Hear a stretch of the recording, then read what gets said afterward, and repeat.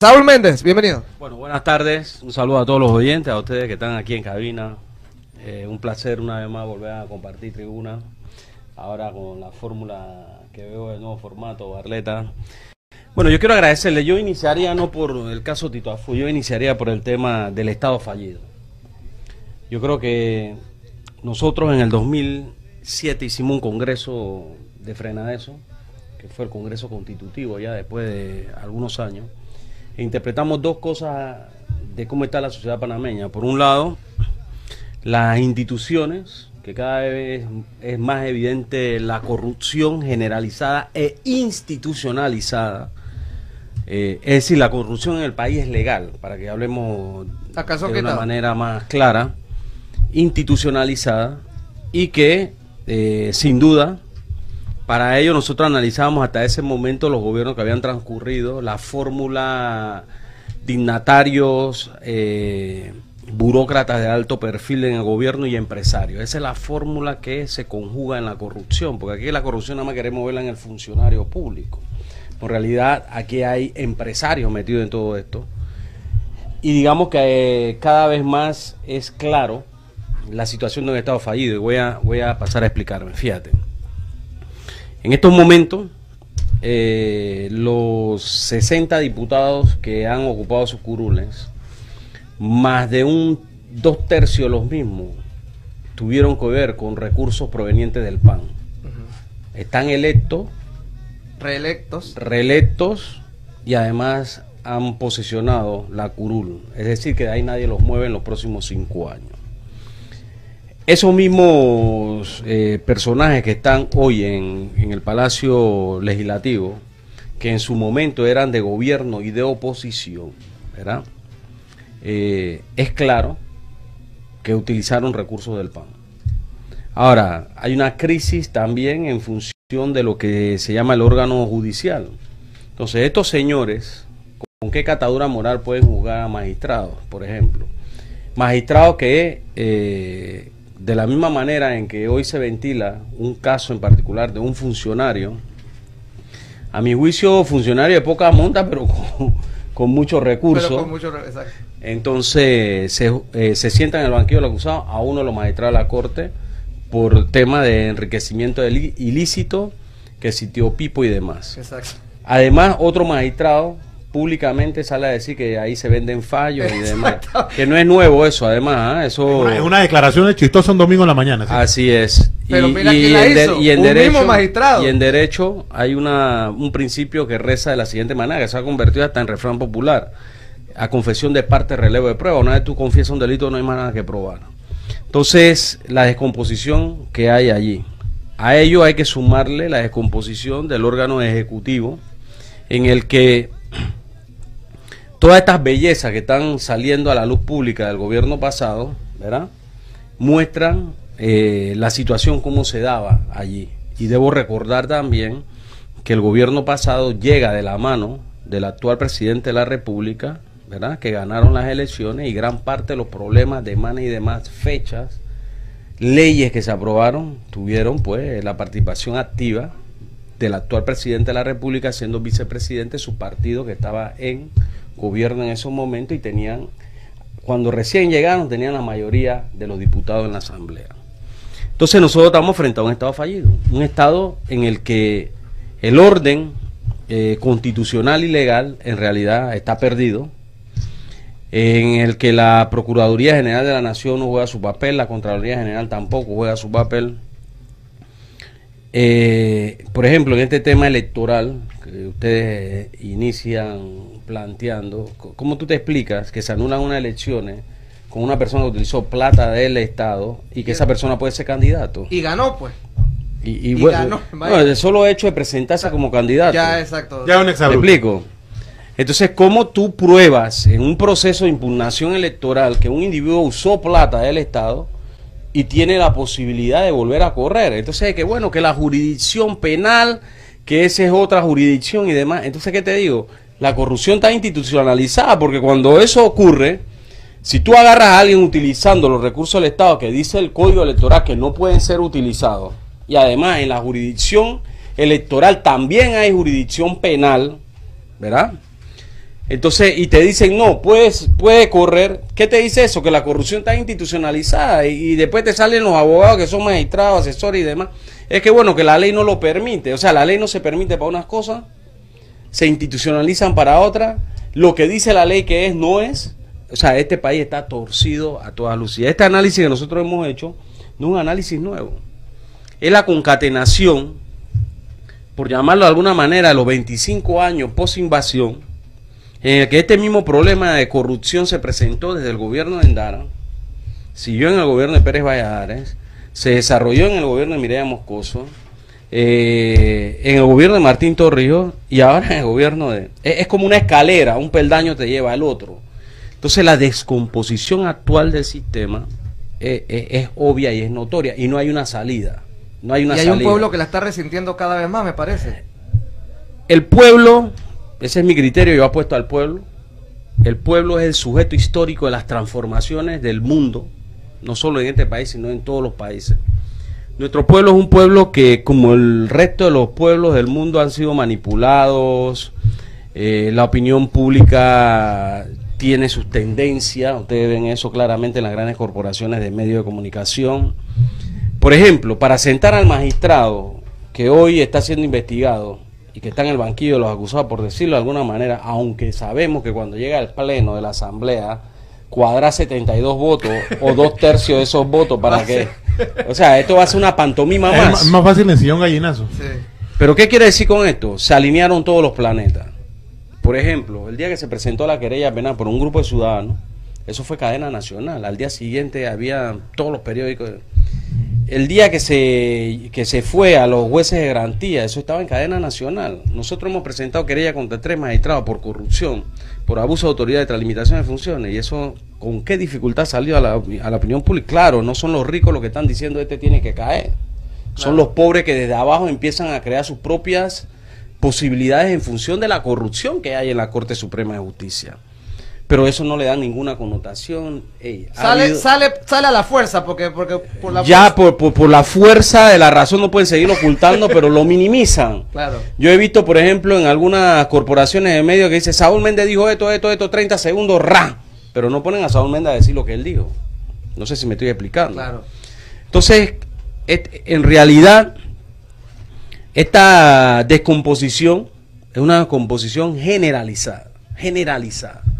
Ahora, hecho ese análisis de la situación actual del Estado, partí diciendo que Frenadeso en su Congreso Constitutivo dijo 2 tesis generales para resolver lo que hoy cada vez más se profundiza. Por un lado, la organización del pueblo, la toma de conciencia y la educación política. En este país no hay política. A los corruptos le llaman, están haciendo política, es acto de corrupción. No podemos confundir política con corrupción. Aquí todo tipo de corrupción adquiere el nombre de política. En este país no hay política, no hay ideología, no la hay. No, en verdad aquí lo que hay es maquinarias electorales con mucha plata. En este proceso que acaba de pasar puede estar arriba de los 1.500, 2.000 millones de dólares. De gobierno, de oposición y de todo lo que tú quieras que participó allí. Entonces, la tesis nuestra uno es la organización del pueblo, la toma de conciencia del pueblo. La organización del pueblo debe conducir a la creación de un nuevo poder desde abajo, popular, poder constituyente. Y la segunda tesis, organizado este pueblo, entonces la necesidad de una constituyente originaria autoconvocada y con pleno poder. ¿Qué significa eso? No hay que constituyente paralela donde se nombra un grupo de constituyentes y todo lo demás sigue como si aquí no está pasando nada. Exacto. Sino que es un grupo de constituyentes que asumen los 3 poderes del Estado, redactan la nueva constitución, llaman a elecciones en distintas condiciones a las que hemos visto hoy, ¿verdad? Que además, susodicho sea de paso, aunque ha sido exacerbado en esta elección, no menos cierto es que en todas las elecciones anteriores ocurrió lo mismo.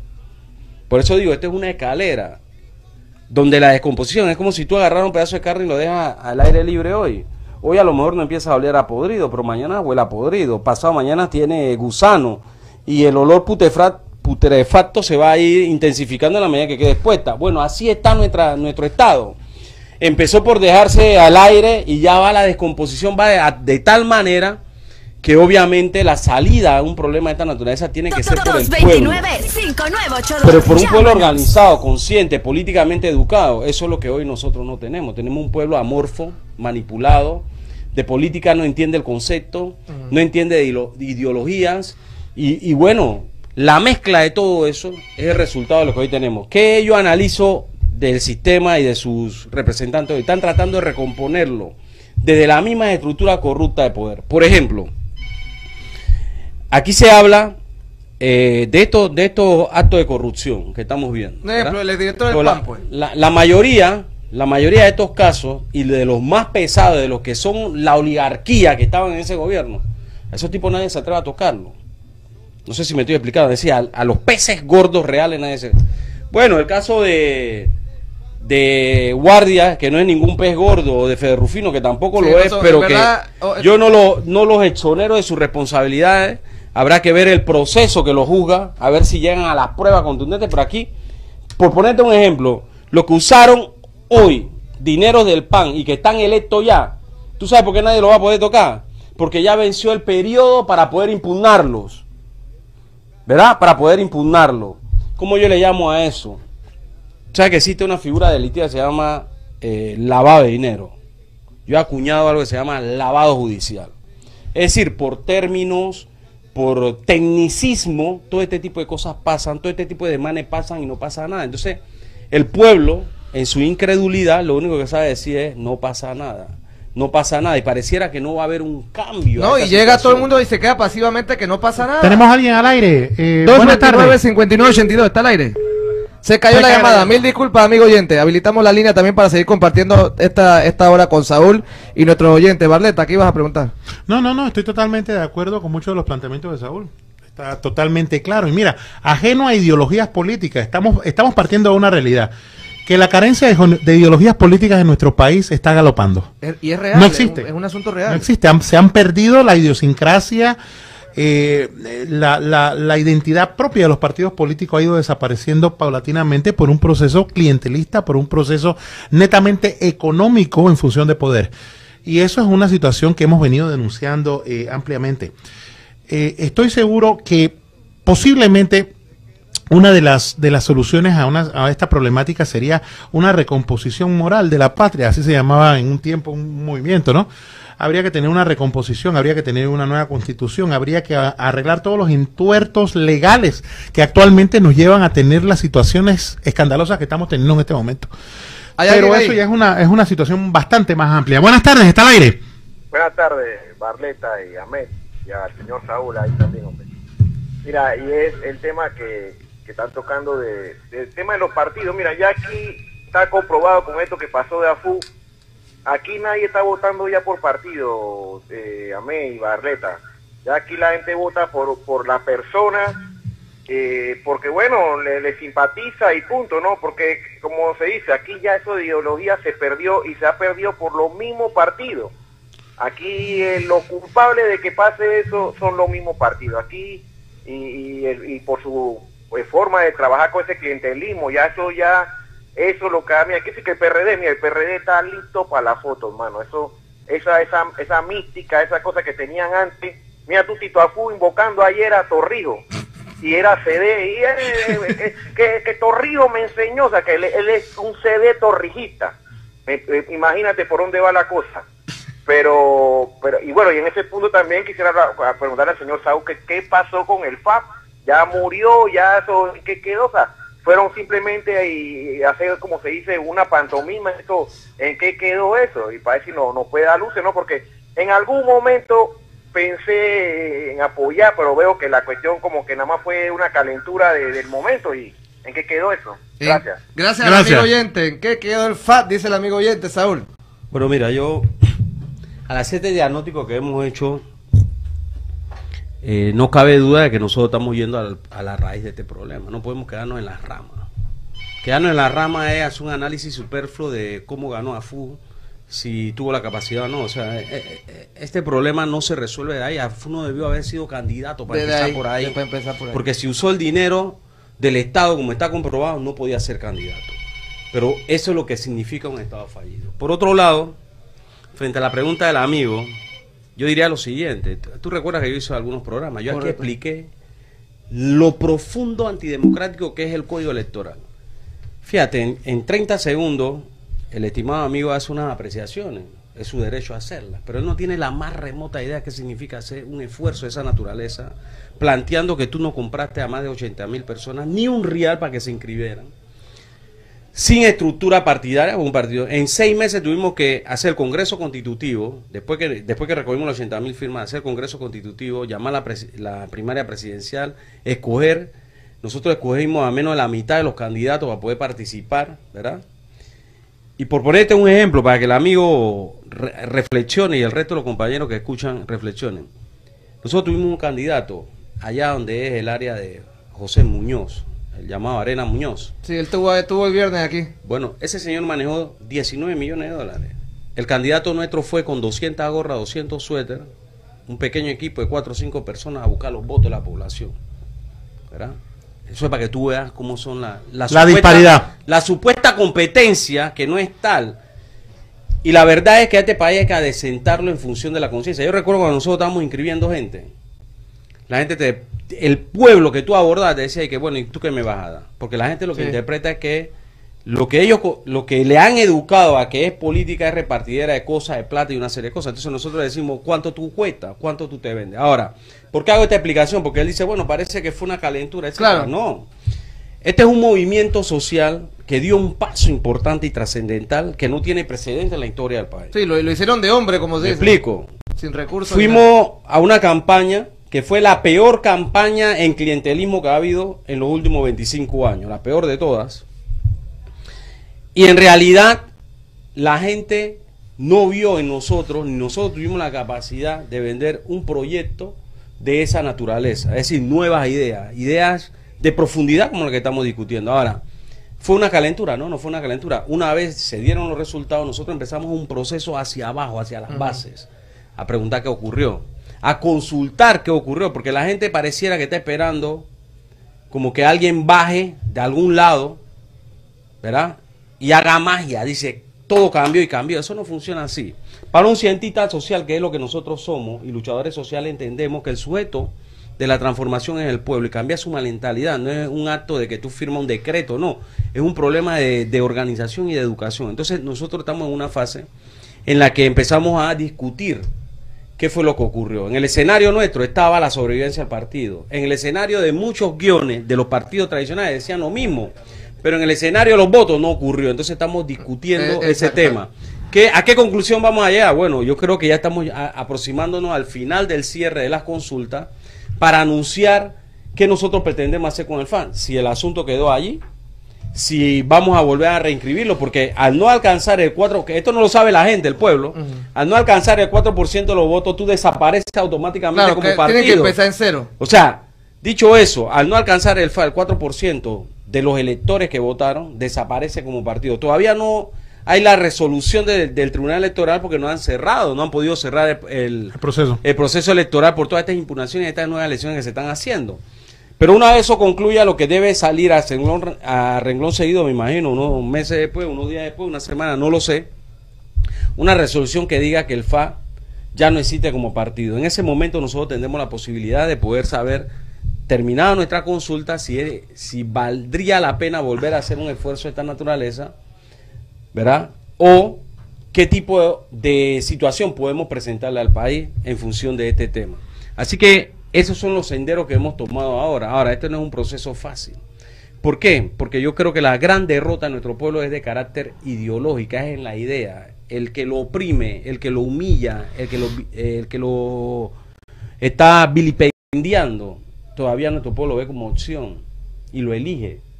Eligió casi a 2/3 de la Asamblea de Diputados, un poquito más. Los reeligió, mismo que usaron la plata del PAN, ¿verdad?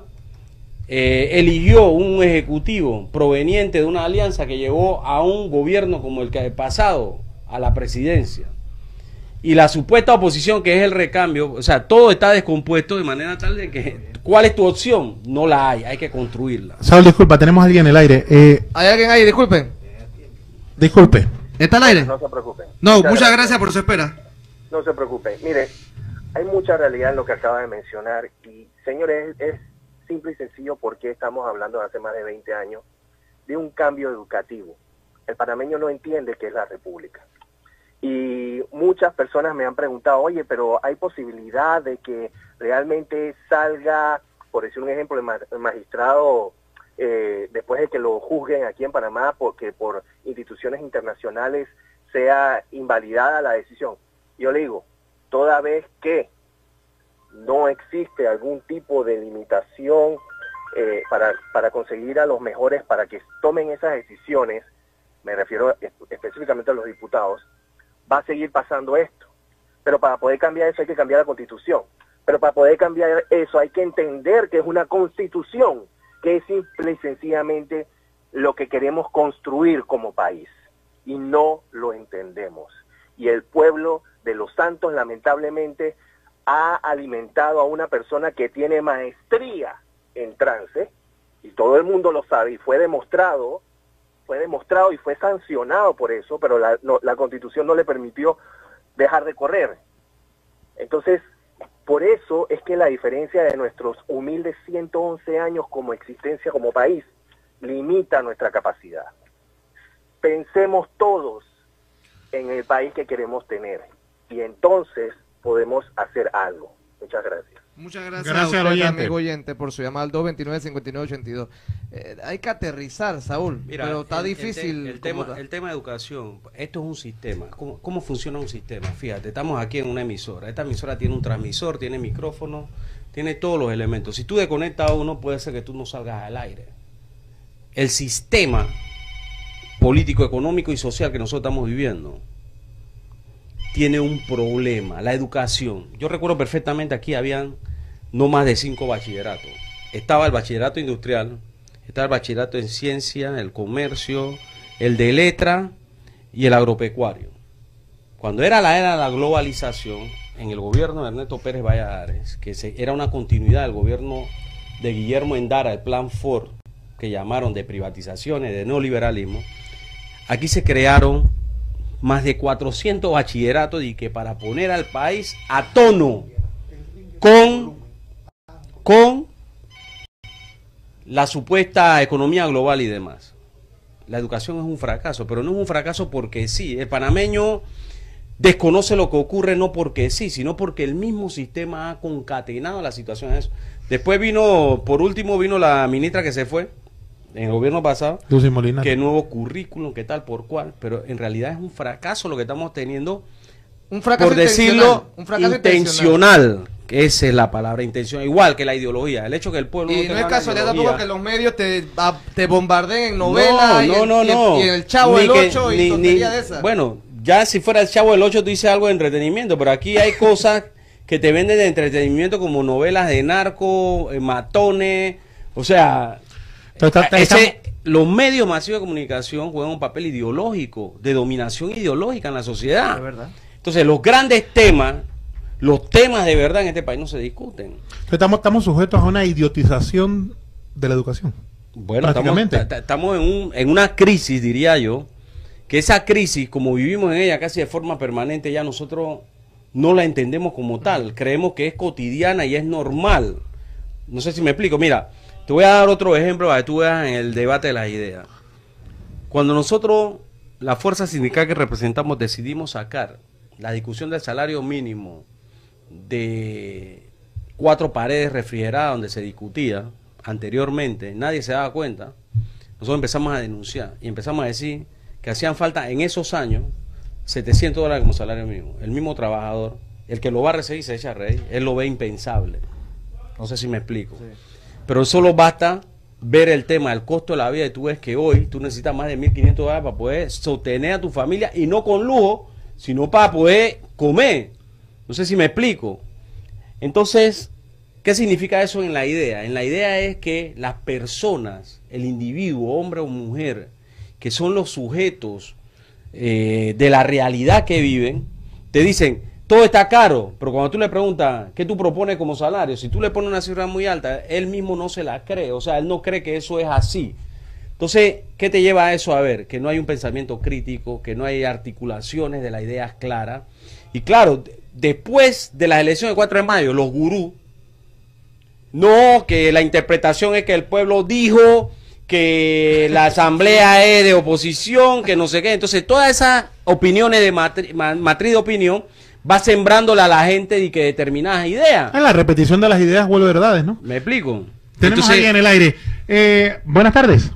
Sí, buenas tardes. Un consejo, por favor, cuando abren el micrófono o cuando abren el tema de la llamada, por favor no nos dejen esperando, que eso nos cuesta a todos los oyentes. Muchas gracias, disculpe.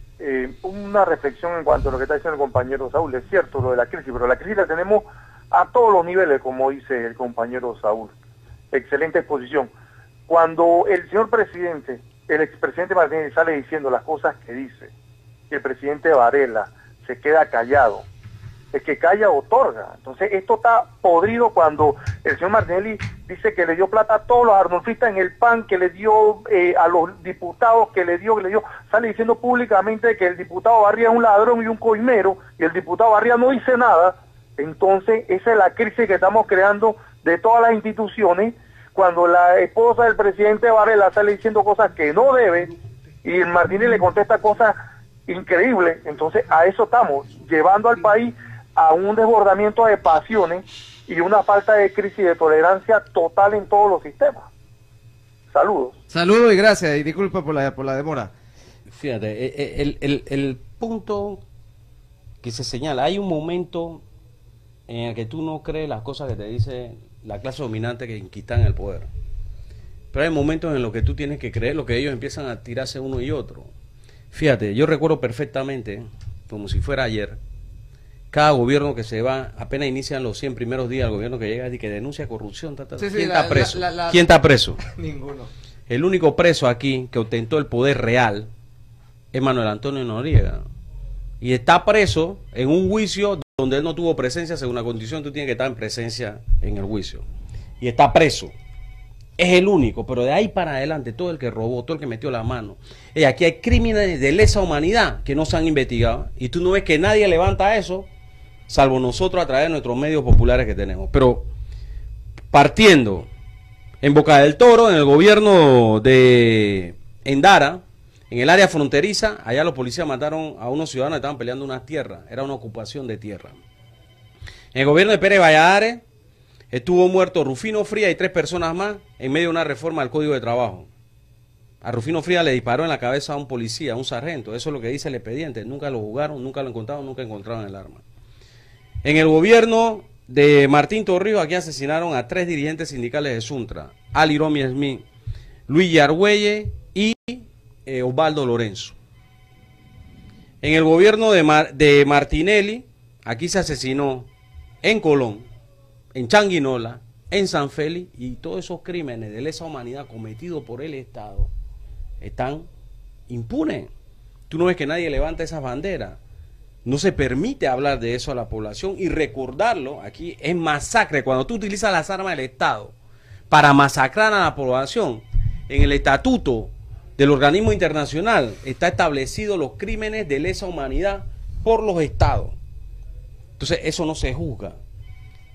¿Qué problema tenemos? Tenemos un problema en que esto no va a ser automático, porque el cambio, la transformación de lo que nosotros tenemos es un proceso que hay que seguir martillando en él, tratando de crear conciencia. ¿Tú vislumbras un momento, Saúl, en que el pueblo se llegará a cansar a tal punto, sin duda, en que lastimosamente vendrá un pie de fuerza ya distinto y que va a dejar asombrado quizás a esa clase dominante que siempre ha pensado que este pueblo sufre de amnesia, que este pueblo no hace nada, como que el panameño se le olvida todo? Como todos los pueblos de nuestra América. Fíjate, nuestra América empezó a vivir un proceso de transformación político que yo lo veo en dos vertientes. La lucha frontal contra el neoliberalismo, lo que fue las privatizaciones, reformas, las pensiones, todas estas cosas creó crisis. El sistema capitalista está en crisis. Esa crisis y la lucha política de los pueblos, lucha política y social de los pueblos, lo concitó a ganar los gobiernos de la crisis capitalista de sus respectivos países.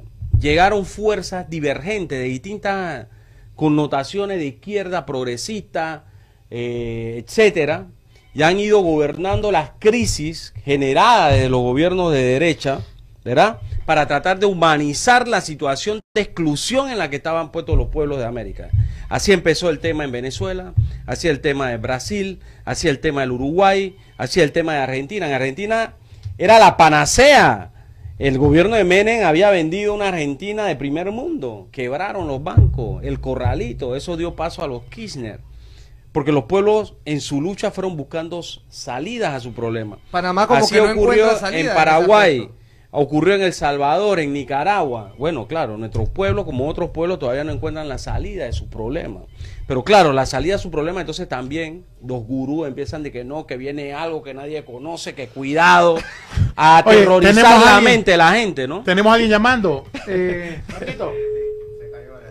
Si hay alguien ahí, para que Lamentablemente, aproveche. y yo debo disculparme porque soy el culpable de que ustedes no atiendan la llamada. No, pero no, no, no, desarrollar, usted le invitado, por favor. hermano. desarrollar Usted ha una hecho idea, el sacrificio. desarrollar una idea, en realidad, hilarla, es importante para poder transmitir un concepto, porque si no, no se puede. Lamento. No, por favor, no. A los Hermano, oyentes.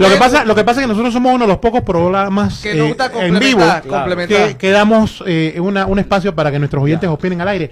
Buenas tardes. ¿Está al aire? Sí, muy buenas tardes. Sí. Muy bonito la exposición de Saúl, pero independientemente de todo, Saúl, yo siempre he tenido el concepto de que ustedes como sindicato ponen todo bonito. Igual todos los gobiernos que han llegado ponen todo bonito. Ojalá Dios mediante, Dios quiera que en cualquier parte de la vida el Suntra llegue a ese gobierno, pero sí me llama la atención algo y quisiera que me contestara concretamente. El Suntra siempre se ha identificado con las clases más humildes, pero si bien es cierto, aquí hubo que el Suntra está creciendo. Allá veo han comprado todos los terrenos de veranillo, todas las esquinas, ya ha crecido, ya no tienen una casa, tienen un edificio. Entonces yo veo a los humildes obreros, que ellos son los que siempre se fajan y pagan la cuota, que muchas veces nos podemos a ver que los obreros siguen siendo obreros, pero los del Suntra, la alta jerarquía del Suntra sí tiene grandes acciones, grandes propiedades y ellos sí crecen, y los obreros, que son los que la mayoría que pagan la cuota, siguen siendo obreros toda su vida. Me gustaría saber cómo se reparte eso adentro del Suntra y cuáles son los beneficios y cuáles son los pros y los contras. Gracias. Gracias al amigo oyente. Eso se trata de la democracia, que cada quien exponga su punto de vista. Saúl, para explicarle al amigo oyente. En verdad, yo no conozco un país donde no hayan obreros. O sea, cuando alguien expresa una cosa como esa, no tiene la más remota idea de qué está diciendo. Para generar riqueza tiene que haber trabajadores. Los trabajadores y los obreros son los únicos que tienen capacidad de transformar la materia prima y convertirla en un bien que va a un mercado, y ese mercado genera un valor. Ese valor es el que se llama riqueza. El problema nuestro es que la riqueza está mal distribuida. No es que no hay en el país, sino que está mal distribuida. Los trabajadores tenemos un sindicato que hemos construido a pulmón nuestro. Todo obrero de la construcción que se beneficia del convenio colectivo paga 2% de la cuota sindical, una para administración y otra para el fondo de huelga, como las huelgas que acabamos de pasar hace unos meses atrás, ¿verdad? Hay un Los días que ellos no trabajan, ellos cobran. No son los días, ni tampoco, es un subsidio. La palabra Ok. subsidio no es día de salario, es un subsidio. Y ese subsidio se entrega a cada trabajador $50 por semana para poder resistir la huelga.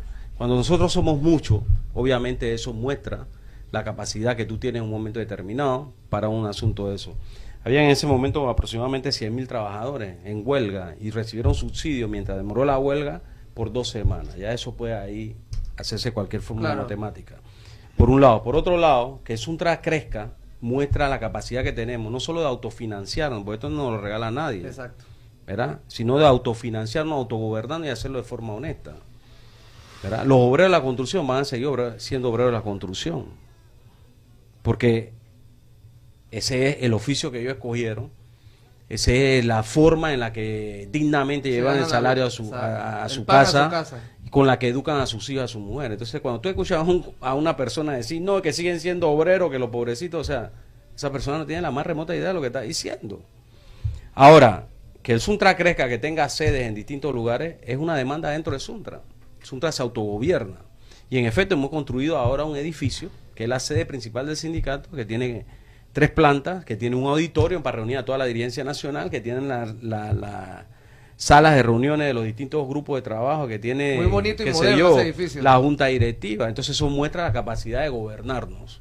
la capacidad de autofinanciarnos, la capacidad de que las cosas se pueden hacer de forma honesta, que creo que es lo que él está tratando de poner en tela de duda, ¿no?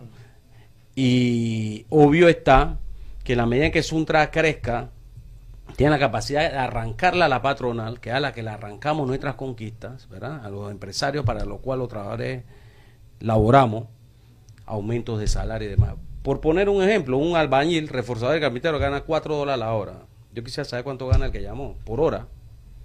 Cuando tú comparas la hora de un albañil carpintero reforzado con el salario mínimo, tú tienes, pero eso no, eso es fácil decirlo aquí y responderlo.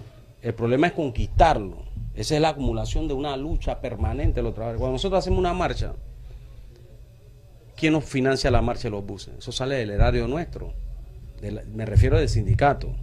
Cuando repartimos una volante, que se la repartimos a todo el pueblo, indistintamente, eso nos cuesta. Nosotros no vamos a una imprenta y que necesito tirar 100.000 volantes, por favor, regálanoslas para repartírselas a la gente gratis. No, eso nos cuesta a nosotros. Cuando ponemos una pancarta, cuando hacemos una manifestación, eso nos cuesta a nosotros. Y la forma de poder autofinanciarnos, que creo que es el modelo que debe copiar el pueblo panameño en términos generales, es que sí es posible que desde abajo nos organicemos, que sí es posible hacer organización autónoma, financiera, capaz de poder desde abajo construir poder. Si hay un modelo de organización que yo creo que el pueblo puede tomar como ejemplo, modestia aparte y al margen que yo sea secretario general, es Suntra. Suntra en el año 90, cuando Genaro López tomó la dirección de Suntra, eran 3.000 trabajadores afiliados. Hoy por hoy. Hoy somos más de 80.000 obreros afiliados al sindicato, de forma voluntaria, sin obligación de ninguna naturaleza. Entonces, claro, el enemigo ha creado y ha sembrado, ¿no?, la idea de tratar de compararnos a nosotros, a ellos, y tratar de decir, no, es que también la cuota sindical es el poder del Suntra, es el que le permite hacer todo lo que hace en función de la defensa de los derechos de los trabajadores en la construcción y la defensa del derecho del pueblo panameño, porque aquí hay muchos temas que no son solo de Suntra. Por ejemplo, cuando estaban masacrando a la población en Colón con la venta de la tierra zona libre, ¿quién hizo una huelga en este país? Y ese mismo día se cayó la ley. ¿Quién fue? Fue Suntra. Miles de obreros se solidarizaron con el pueblo colonense. Entonces, ¿qué significa eso? Suntra es una estructura organizada desde abajo con sus capacidades, con sus posibilidades, es cierto, pero construida desde abajo. Aquí ni la patronal, ni el gobierno, ni los partidos políticos han podido manipularnos, y creo que eso es digno de imitar y de dignificar al obrero a través de su organización. Saúl, en los segundos finales o en los minutos finales, viendo lo que acabamos de observar hace algunos segundos por la televisión, ¿cuáles serían tus reflexiones al pueblo panameño sobre esto? Bueno, el señor ya Guardia Jaén dice que él ya fue a la fiscalía y que él va... No, ya lo condujeron, ya se entregó. No, y que él va a demostrar sus bienes, pero estamos viendo una casa... O sea, una mansión, no es una casa. Y así como él hay muchos otros, pero como tú dices, Saúl, quizás Guardia Jaén no es un pez gordo real, Ferrufino no es un pez gordo real, sigue eximiendo. A mí lo que me preocupa es lo siguiente: si estos son peces chiquitos y tienen lo que tienen, imagínate cuánto habrán cogido lo que ves de gordo de verdad. Bueno, ahí están los contratos de finmecánica, ahí están los temas de los radares, ahí, o sea, si en realidad, porque mira, en los círculos de poder se discute que aun cuando hubiera la voluntad de tratar de atender todo esto desde el punto de vista judicial, el sistema no está preparado para eso. No está preparado. ¿Verdad? No está preparado. En verdad, la crisis que estamos viviendo, la única salida, como yo la entiendo, desde el punto de vista científico-social, la tiene que dar el pueblo. El pueblo obviamente no puede ser amorfo, tiene que ser protagonista de los hechos y de la sociedad que quiere del futuro. Si nosotros queremos una sociedad distinta a la que estamos viviendo, la mayoría tiene que tomar acción, tiene que tomar organización y tiene que participar en función de cambiar lo que hoy conocemos como Estado, como república, como gobierno. Eso hay que cambiarlo. Y en el imaginario político, solo para que la gente lo reflexione, mira, el 28 de noviembre, que fue cuando nos independizamos en verdad nosotros de la corona española, porque de Colombia nos separamos, ahora está convertido en un como es un Black Friday. No, y la gente está pensando más ese día en o sea, el 28, el día en que nosotros, después de una colonización de casi 500 años, logramos constituir el departamento, ¿no?, de Panamá, O sea, ahora es Black Friday. Pues.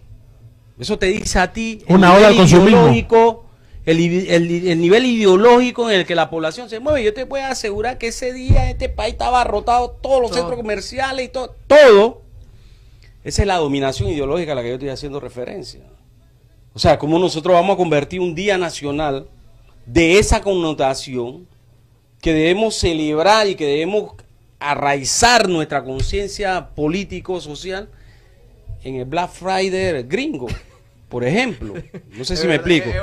Esa es parte de la crisis que vivimos nosotros a diario aquí. Entonces, tú decías mi reflexión. Mi reflexión es la siguiente. El sistema está podrido. Pero hay esperanza, por lo menos, o tú evidencias algo de voluntad. El sistema está podrido. Está podrido. De que alguien vaya para la joya, mira, por lo menos. El sistema está podrido. ¿Qué significa eso? Puede ser que ahora empieza la investigación, el fiscal ordena la detención, pero cuando se va a juicio, el magistrado ese mismo que dijo que ahí se venden fallos, pueden comprarse los fallos. O sea, ¿cómo se hace? O puede ser que tú entras al sistema, empieza la investigación y termina diciendo sobreseimiento definitivo, sobreseimiento provisional. O sea, aquí no hay garantías, ¿verdad?, de que este problema se va a atender. La procuradora se va el 31 de octubre, la que está, la actual. Ella está pidiendo que los magistrados y el fiscal se levanten en el foro electoral para ser investigados. Los magistrados del tribunal electoral, o sea, yo pongo estos ejemplos porque pareciera que la cotidianidad no nos está diciendo nada.